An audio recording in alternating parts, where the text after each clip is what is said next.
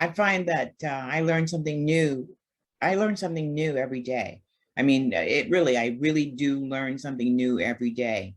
And I mean, that is my thing. I am a lifelong learner, but certainly this business has opened me up to the depth of the segments in the industry, the things that need to be thought about, and then trying to understand how one thing in the supply chain is connected to another.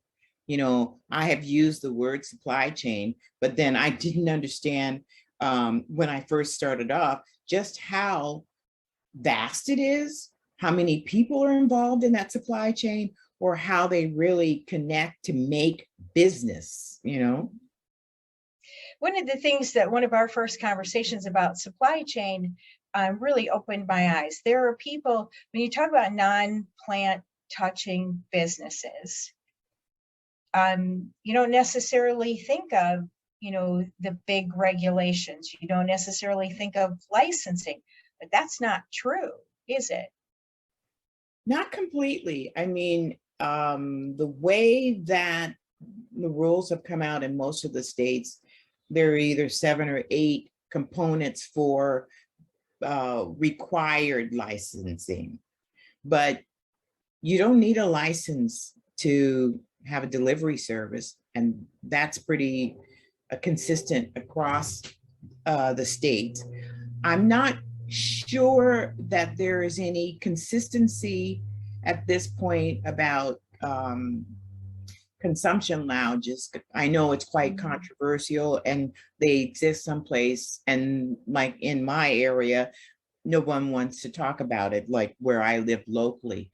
But the point that I'm trying to make is that there are so many things you can do that don't require you to have a license, which means you don't have to spend a lot of money to get permission to get started. And so that means for people who want to be invested or participate rather in the industry, like the Commons brand that I am an ambassador for, I don't have to concern myself with startup money to be able to share or teach other people what I've learned about plant medicine. And in this case, even though it's a little murky from state to state or in conversation now, CBD and a lot of the added cannabinoids, these formulations are now available and legal. And it offers an opportunity to talk to people about how the science is changing. You know, what changed in science that would allow people, the vitamin shop, to sell Papa and Barkley products? Like, what happened? You know, why does my dog behave better on CBD, pills than before? Is there any truth to that? Now, if you ask someone associated with the FDA, they'll say there's not enough science to establish that. That may be true. And there's not enough science, partly because of the designation of the plant, but there's lots of actual data.